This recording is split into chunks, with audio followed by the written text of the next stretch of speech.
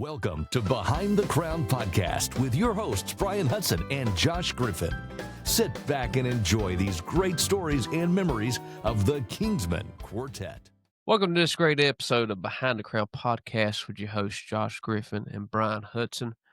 Brian, how you doing today, sir? Josh, I'm doing great. How are things in South Georgia?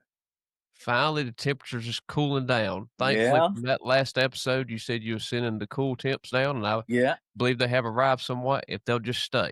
Well, you can thank me for that, Josh. I sent them down your way, and it's cooling off here in Ohio a little bit. Fall, we got leaves falling just a little bit, so we'll be doing a lot of that here in the next few weeks. And I got 2 or 3 good-sized trees in the yard, and I'll be taking my little Troy-built lawnmower and rolling over them leaves, man, cutting them all up. Like my next door neighbor, see, he's a kind of fanatic on his yard, Oh, and man, if there's a leaf out of my yard gets in his yard, he's out there trying to blow it over into my yard again. So I got to take care of that. But anyway, thanks everybody for joining us tonight. This is the Behind the Crown podcast, and this podcast is dedicated to the message, the men and the music of the mighty Kingsmen. And before we introduce our special legendary alumni tonight, Josh, do we have a piece of useless information tonight? Yes, we do. And this may go back to what we always talking about Ray one time, talking about being a vampire. Staying up real late on the bus. But the longest recorded time of a person without sleep is 11 days. 11 days. 11 days. I bet Never mind any bus travel or anything. A West Coast trip with the Kingsmen. I guarantee you, he was on a West Coast trip with the Kingsmen. Yeah.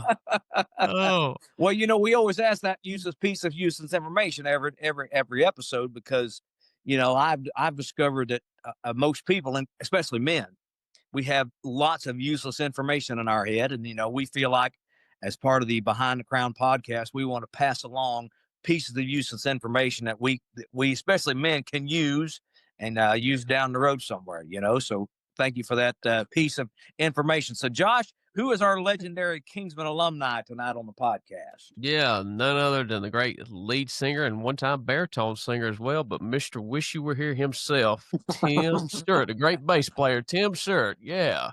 Tim, how you doing, man? I'm doing okay, boys. How y'all doing? We're doing good. We're doing good. We appreciate you having us, man. We've been counting down the days to get you on here, and you said lead, you said baritone, you didn't say bass guitar, you didn't say a lead guitar for a while, you rhythm didn't guitar say player, guitar for a while.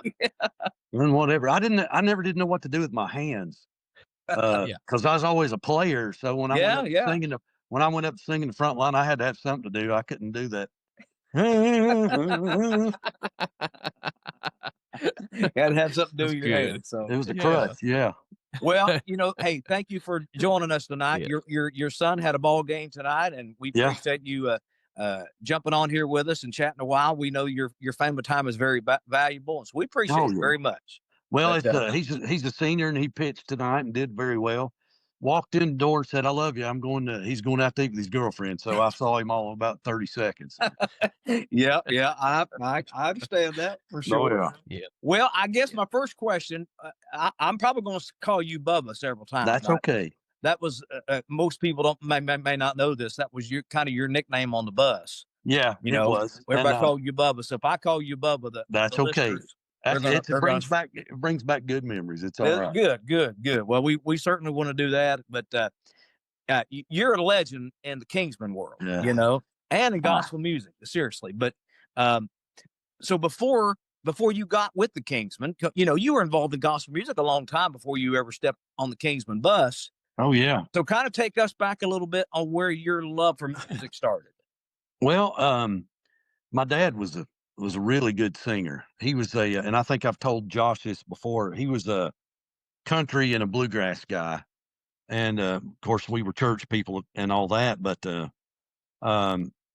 he was, I may have even said this to Josh before, he was kind of an animal singer. Okay. Friday night it was the Moose Lodge. Saturday night was the Elks Lodge. Monday night was the Lions Club, that kind of thing. And I went with him, and what harmony I learned to sing tenor on Ray Price songs or something. But okay. But and bluegrass was always a big part growing up. Right. But my senior year in high school, I got a call. I just wanted to play with anybody. I didn't care. I'd play country. There was two bass players in our town here. One of them was real good, so he was picky about where he played, and I wanted to play with everybody. So I'd play, Friday night I'd play the Parents Without Partners dance up here in Waynesville. And I'd play a cakewalk Saturday night with a bluegrass band, and Sunday I'd play with a gospel group in a church, Yeah. And but my senior year in high school, there's a local quartet asked me to play the bass for them, and they were kind of I'd say a B-level group. They sang on shows with the Kingsmen and all the groups, Okay. but they were the openers, Right.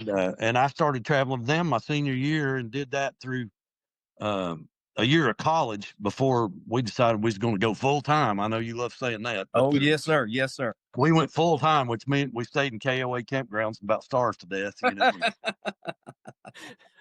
But anyway, we did that for 4 or 5 years and did all right. And but when that went away, through Eldridge Fox. By then, I was playing in the studio. Anthony Berger. I became the house bass player through Anthony. Okay. I played a session with him I'll never forget it, the first time over at Eddie Swan's place over in Nashville.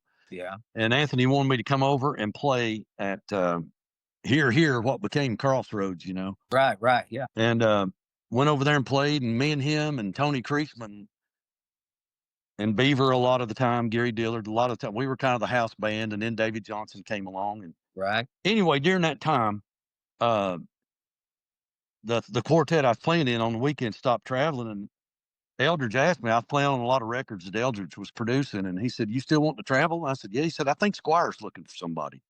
Right. And he just picked the phone up. I'd never met Squire Parsons. Yeah. He just picked the phone up and said, "Hey, Junior, you still looking for somebody to play the bass or something?" "Yeah, I got a boy. When you want to meet him?" And I met Squire at Eddie's place again the next morning, which was a Friday, and left with him on Saturday. Wow. Yeah. Wow. Yeah.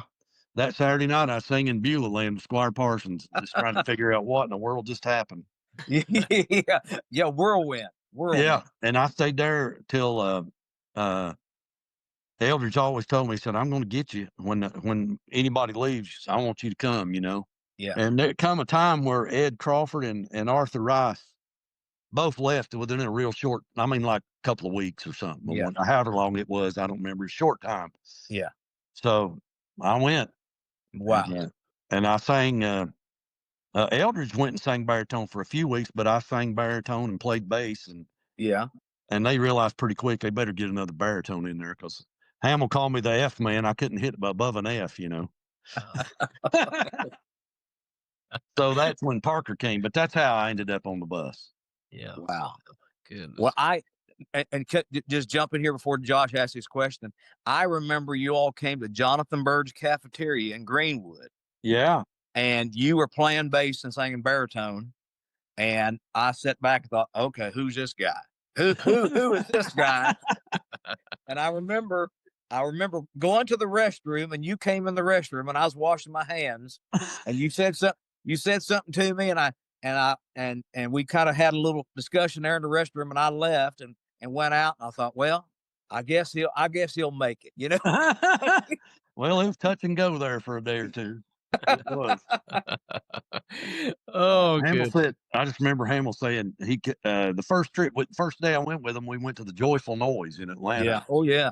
And Hamill came to the back of the bus because Anthony and Beaver and Greg and all them wanted me to sit back there with them, and I was sitting back there, and Hamill come back, which was a rare thing for him to go in the back lounge, Yeah.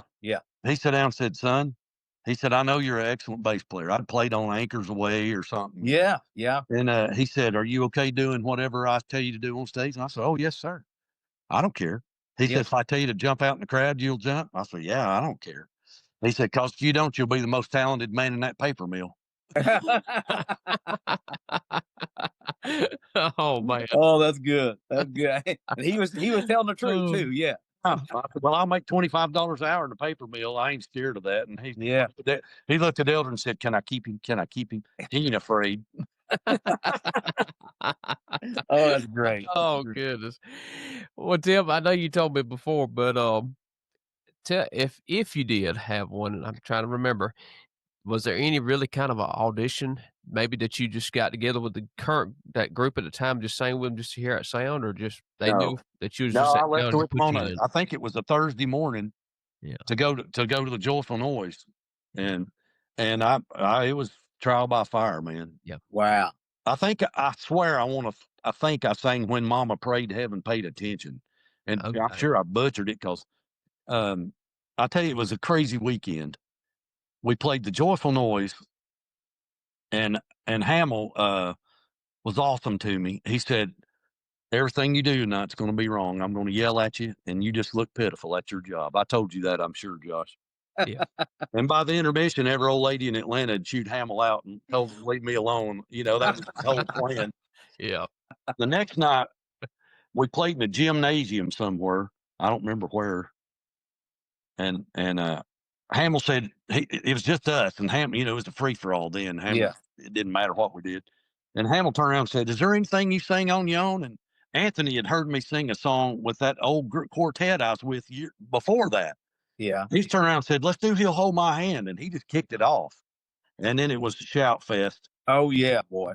Yeah. I loved it Shout when y'all fest. did that song. Oh, I love that song.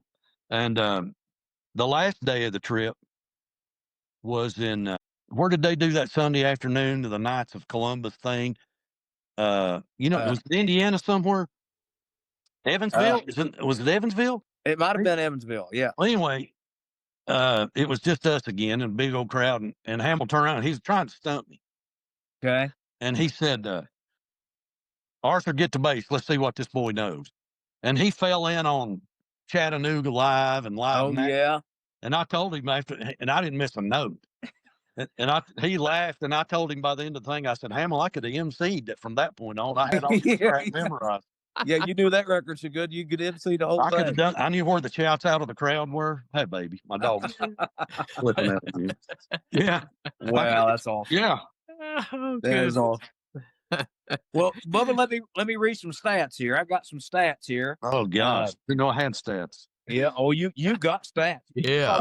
You have almost longer stats than anybody here. I mean, all the alumni guys. Okay, so joined in 1988. Is that right? 88? I think so. Okay.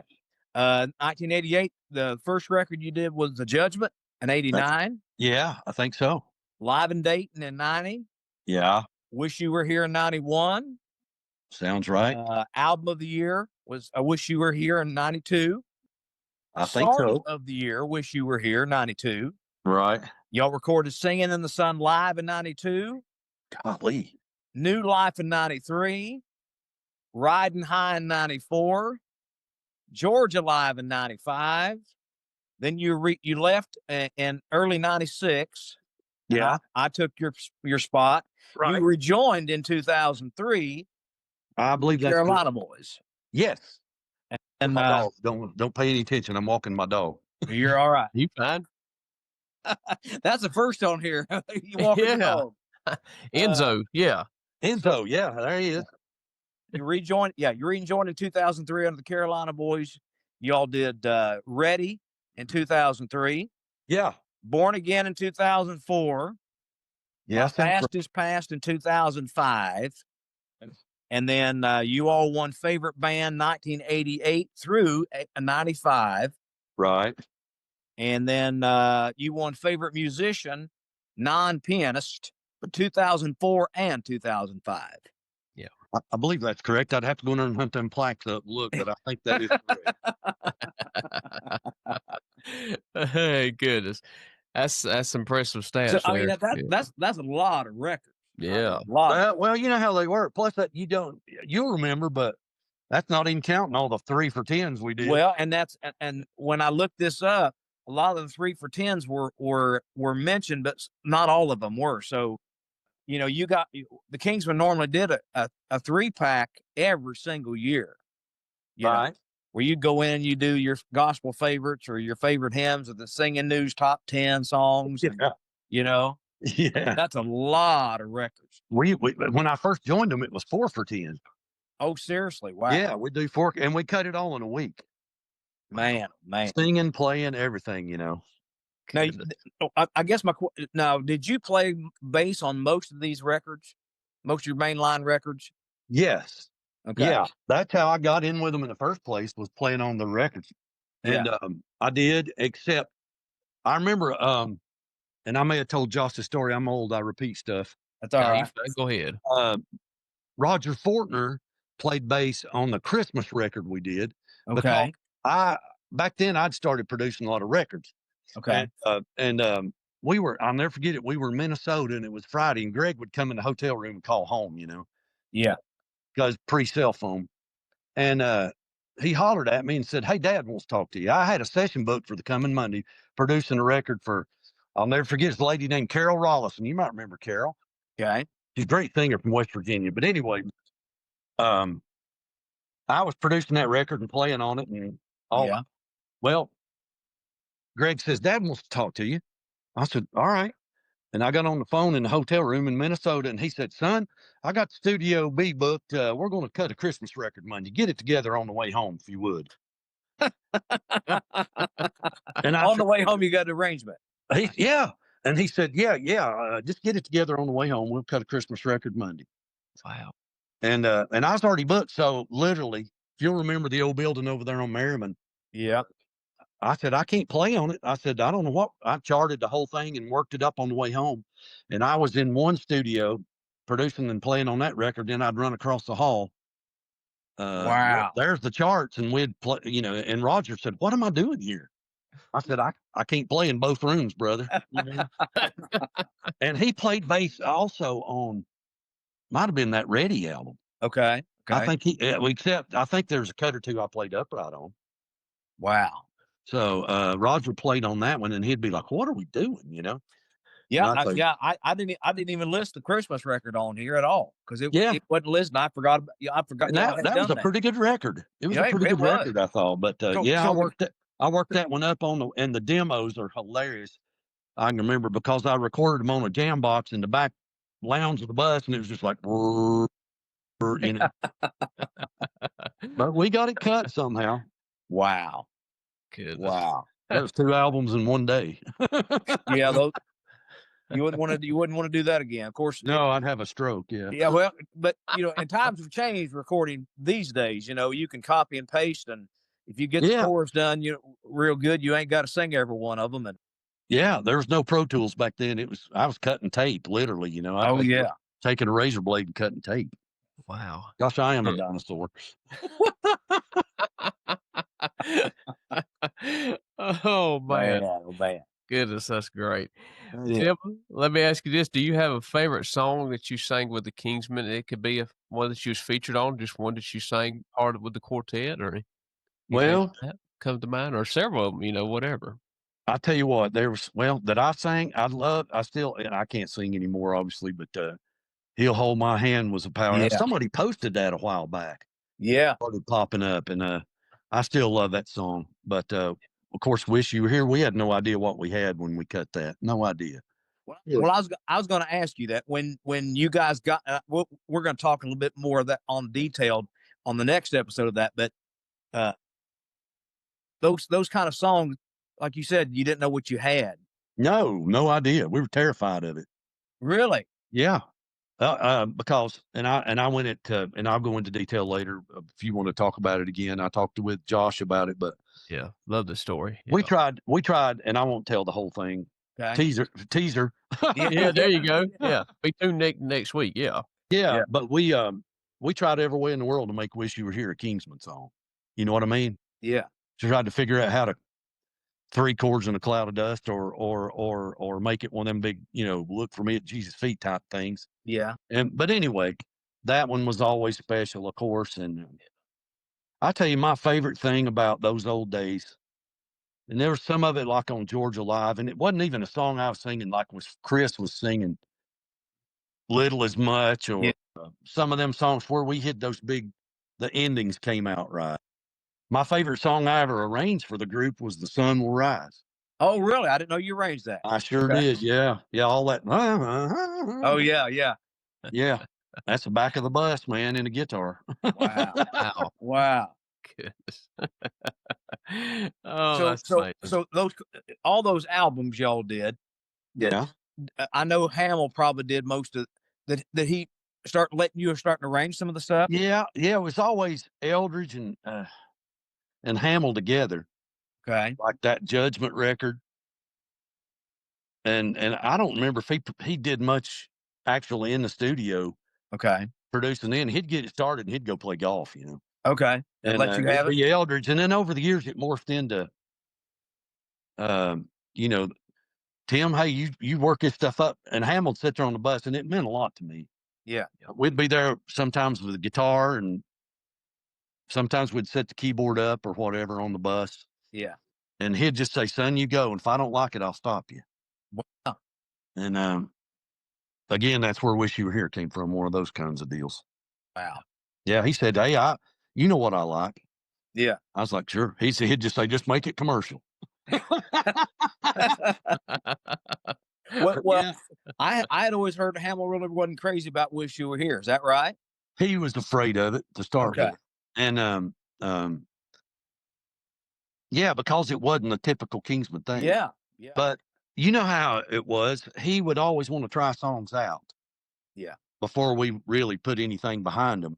Right. True. And we started singing it, not as a big feature thing or anything, but it's like there'd be certain pockets in the crowd you could tell who had lost somebody recently. Yeah. Yeah. And it was just like you dropped a bomb, Yeah. and it got immediately we knew it was effective. Yes. And Yeah. was like, great, forevermore. This is crazy. Yeah. I'll never forget.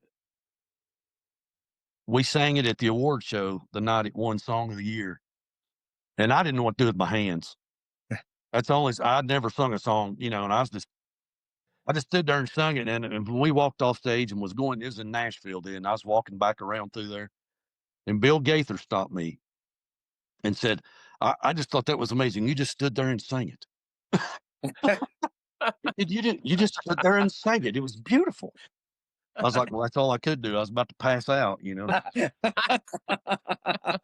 yeah, he wasn't sold on it just for the fact that it didn't have any avenue for that song to get wild at the end, Yeah. Yeah. Yeah.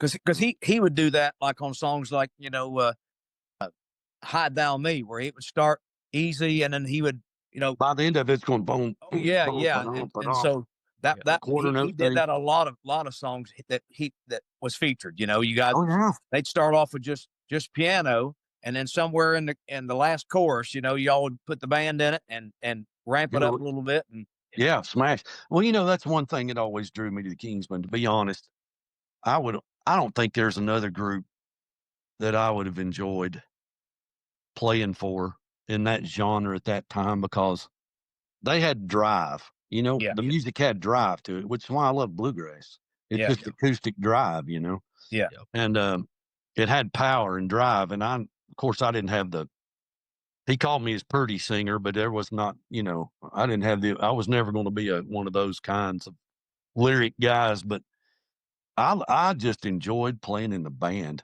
If I'd have Yeah. never sung a note, it was not my intention to sing. Yeah. And I would have never, if all I did was stand back there and play that stuff, I would have been fine with that. Yeah. Well, the cool thing about the time you were there, especially when Hamill was around, you had to be able to sing the lead, the baritone, and if he pointed back to you, you had to jump in. Yeah. You had to be close to a mic somewhere. They set you a mic up and they're back where you were. Oh yeah. So you had to be ready at all times because you didn't know what he was going to throw at you. No. Well, at one time I used to laugh about it because especially during the 4 for 10 era, at one time or the other, I recorded all 4 parts for the Kingsmen. Wow. Yeah. Yeah. Wow. All 4 parts. I didn't say it was any good, but I guarantee it was good. But you had to be ready. He would do so, and that's what I loved about it. It wasn't, Groundhog Day every day with them either. Yeah. He might tell the same jokes, but there was never a set list. Right. Yeah, No a lot of people don't understand that, and they were still doing that when I first went with them. Yeah. There was no set. The only time we ever knew what was coming was use a convention, or if we're on TV. Yeah. Doing it. Or back in Yeah. them days, every other album was a live album, and we kind of knew. Yeah. Right. But not all the way. Even No. like when we did, what was it? We did Josh Beautiful Star of Bethlehem on that live Yeah, album. Georgia Live. That Yeah. was never in the program. Really? I didn't know that. No, it never was. He just turned around to me after we sang whatever the bluegrass song was. Yeah. Lincoln He Path to turned Sin. around. Yeah, that old Bill Monroe song. And he just turned around and said, "Hey, do Beautiful Star of Bethlehem." I was like, all righty. Okay, here we go. Playing that Takamine guitar up there singing it, yeah. Yeah, that Take Mine guitar. Yeah, yeah, there you go. And was that the Slaughter Pen Quartet? Is that what they all called yourself? We did call it that for a while because I grew up, where I grew up, you might remember down Asheville Highway there below Well Funeral Home. Yeah. In the pretty part of Haywood County. It looks like hell with the fire put out right now. After all the floods, but I grew up down there, and there's a place called Chestnut Mountain. Okay. But my mother recalled it being called Slaughter Pen Creek. Okay. Because that's what was there, back in when she was a girl in the 40s. But yeah, and Parker loved that. He used to introduce me from Slaughter Pen Creek, which is true, but sort of, Oh, goodness. They don't bother you much on Slaughter Pen, I'll promise you. I wouldn't think so. I used to tell them the further down Slaughter Pen you went, the meaner it got. And they said, "Where did you live?" I said, "The last house." The last. Wow. There you go. The last one. The last one. I could just imagine you say that, Jim Hamill, see what his reaction would be. They don't tell it. He used to tell him, one of my favorite things he said, "That boy's so red, his bicycle had a gun rack on it." Yeah. Goodness. That's good. Man, that is good. Tim, let me ask you a bass playing question. When you was playing bass and singing at the same time, I know you had to throw some licks in there too. Plus, as far as focusing on singing, how in the world? I know you're super talented, but how in the world did you do that? I 4 or 5 years with a previous quartet, and then almost 2 years with Squire. Yeah. Trained you pretty quick with that. And with the Kingsmen, it was a little more involved as far as arrangements and stuff, especially on the ballads and that kind of thing. Yep. I found out quickly on, if I thought about the playing, I would run it off in a ditch. Really? Yeah. If I was singing and playing at the same time, if I ever looked down at the bass, it was over. Gotcha. Wow. I'd just be like, what am I doing there? Yeah. Yeah. I'll tell you, one of the best ones ever. I was one of the last ones to ever get a 5-string bass. And I just thought that's a fad, and I've not figured out 4 yet. And we were doing, Brighton, you might remember, you might have done it. We used to do a 3-day revival in Bradenton, Florida at a church. Yeah. You might remember, you probably did that. I did, yeah. And it's like night 2 of that revival. And we went in to do kind of just a little line check. Right. And whatever bass I was playing, it might have been that headless bass. Yeah. The bridge just disintegrated. Oh, really? Just disintegrated. And I didn't have a spare on the bus, Yeah. Wow. And I was in panic mode. And somebody at the church said, "Well, we got a bass player here. Let me call him." And he called, and the guy showed up with a PV 5-string bass. It was a good bass. Yeah. But I'd never fooled with a 5-string before. And Hamill had the best time that night, because I'd be doing fine till I'd get down on that 5th string walling around and couldn't get off of it. Yeah. He laughed. I'd get down there and get in a ditch, and he would just die laughing. He knew I was sweating bullets over there. But if I ever thought about it, then I was messed up. Wow. I didn't know that. Wow. Since you mentioned that headless bass, I know it was Washburn. It was, yeah. I just recently got me a Steinberger Spirit headless bass, and I threw them all for a loop at church playing. I haven't played it out live with the gospel band I'm with yet, but maybe soon. But they just threw them for a loop. The choir leader one day, he looked at me, he like, "What in the world?" While he was singing. I said, "You'll laugh at this." I just recently, because we fly a lot with the band I'm in, I just bought one of those NS Design, which is Steinberger. It's an electric upright bass. Yes. And it's back to, they used to laugh because my bass back then looked like a boat paddle, and this one looks even more like a boat paddle. But it sounds good. I played it last night here outdoors, and it was killer. But yeah, it's a Steinberger basically. Goodness, that's cool. Well, how about the band solos y'all did, the band songs y'all like? I Saw the Light, and it's made its rounds, to on YouTube and I all share the quite often. Kingsmen Quartet. That was fun. That solo is great. That I Saw the Light. So kind of walk us through. Did you come up with the arrangement? The burger, is it a joint thing, or all it was just a joint thing? It was really a joint thing. And Greg, and I think I told Josh this before, Greg wanted no part of a solo. But Hamill would point at him because I think we cut that in that church in Florida. Yeah. He's like, we were on the verge of being scared anyway. Somebody's going to get mad because we went after it, but yeah, that was just one of them things we had played a time or two, and it wasn't like we practiced for a week, Right. You just jump in there and go for it. Yeah, just go. And Hamill told me, he said, I want you to take a solo in the middle. So I kind of worked up that thing. Yeah. And had a lot of fun with that, but it was always fun to play because there's nobody else doing anything like that. We weren't the best band. I never did think we were the best band. We were just the most popular band, which I was more proud of. Yeah. People liked it. God, when I joined the Kings, we'd go play with the Magruders, and that's the one that I always come to think of. Man, at the tail end of the Hensons, yes, always sounded like a record. Yeah. The Nealons back then had a great band. Yeah. That I can think of. But yeah, we were always, and Hamill made a point to feature us, and I always appreciated that. Yeah, that's right. He did. Of course, it helped his program too, but he always made a point of it, Yeah. Well, and I told Josh on it. I think it might have been the Greg Fox episode we interviewed Greg. Back before the singing bug ever bit me, I liked the Kingsmen mainly because y'all had a band. Yeah, sure. Drummer, and yeah.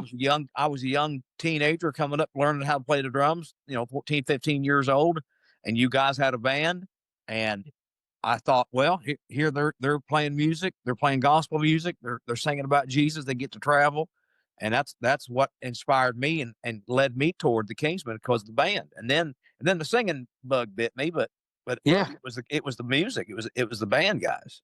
Yeah, well, it's much the same for me. That first group I was playing for when I was 17, 18, we like would open stuff.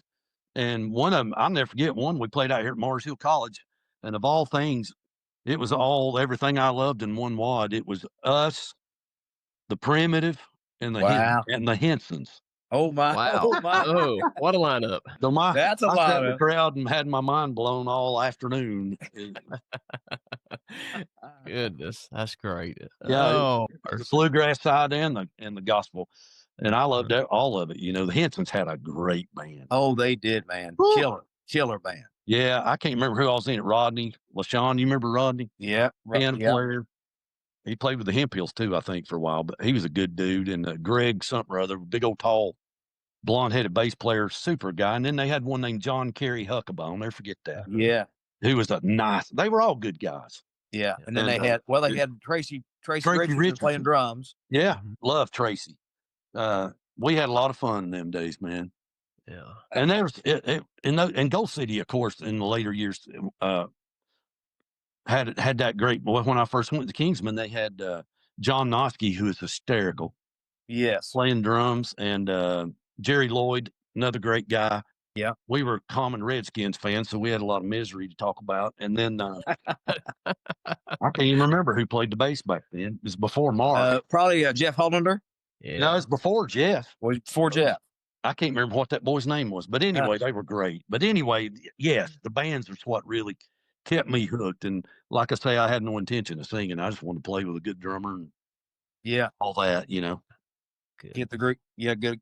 Well, Josh, I'm not sure what kind of time we have. Where are we sitting at, Josh?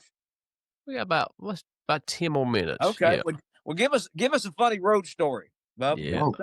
Something. Oh Lord. There's so many. So many, yeah. I mean, you could just ask which member of the group was funny, you know. Everybody, you know.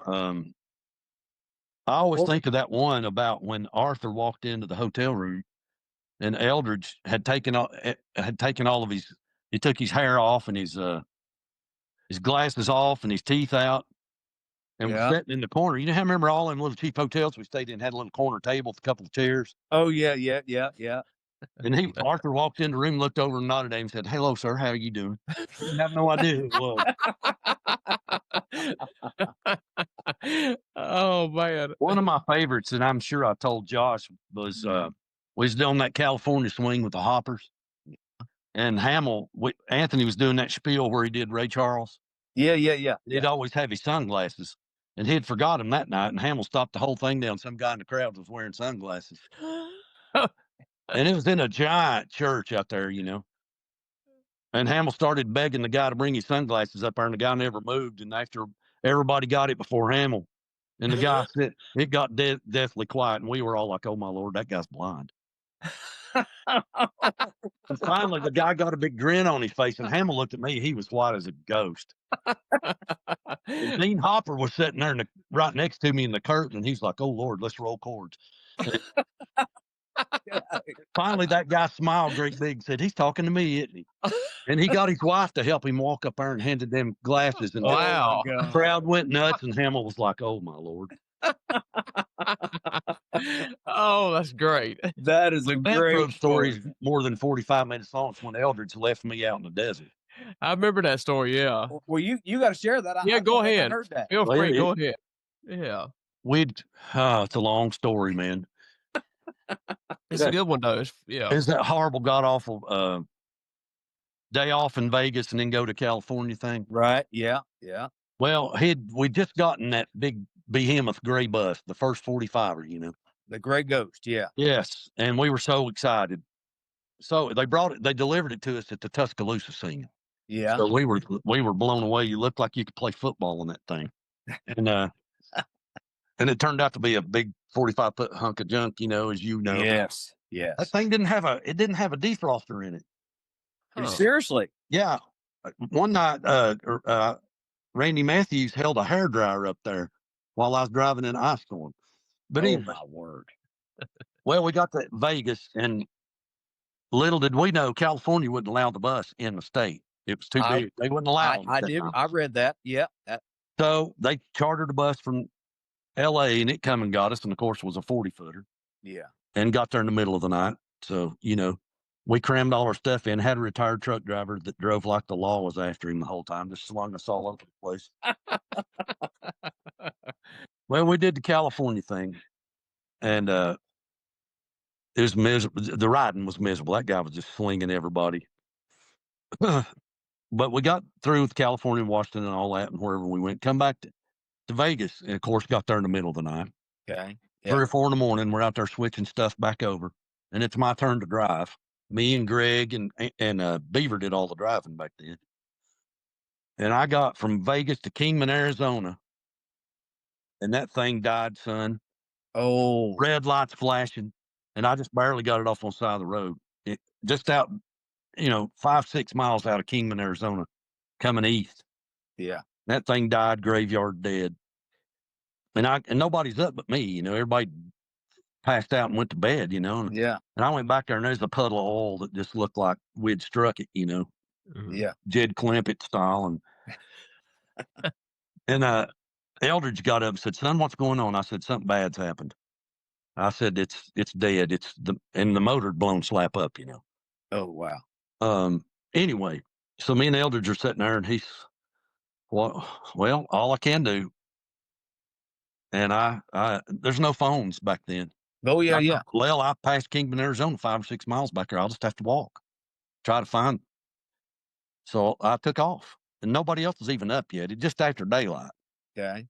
And I start back to Kingman, and I got picked up, and I'm out there in the Arizona desert, snakes, tarantulas. I mean, it's just terrifying. Yeah. I'm walking down Interstate 40 there, Big giant dude in a Volkswagen picked me up. Scared me to death. I thought this guy's going to murder me and eat me, and Ted Bundy's Uber driver, and well, anyway, he hauled me. There's a truck stop at the exit at Kingman. He took me, and I got out, went in, talked to the head man in the truck shop there, Yeah.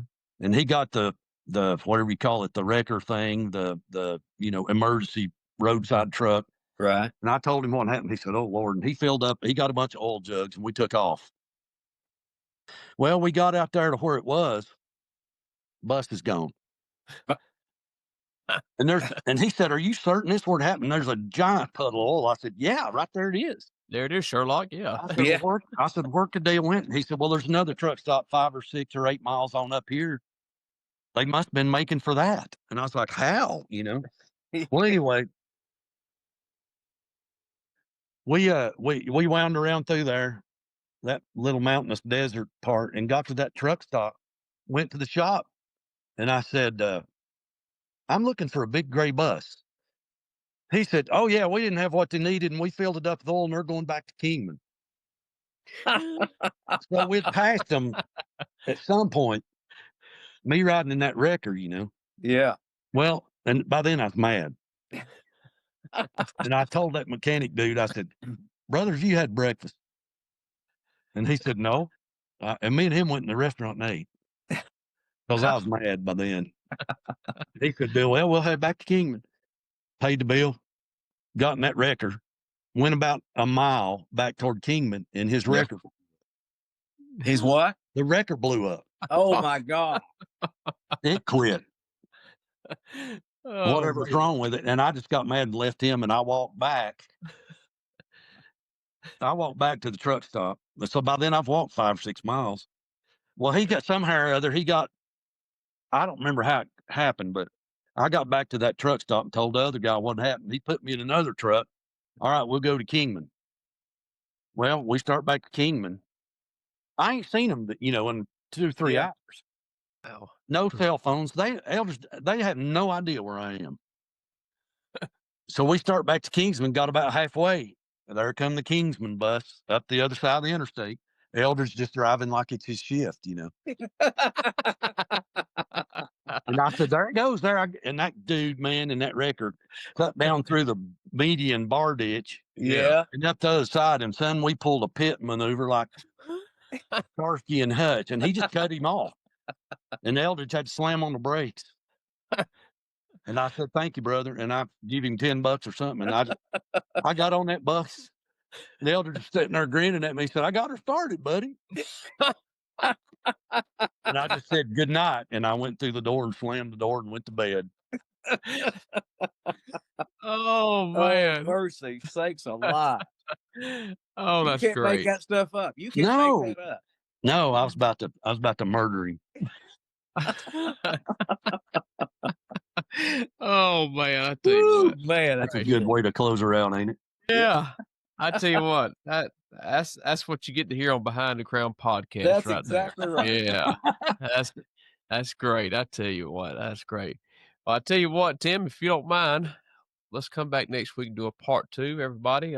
Yeah. Join back with us.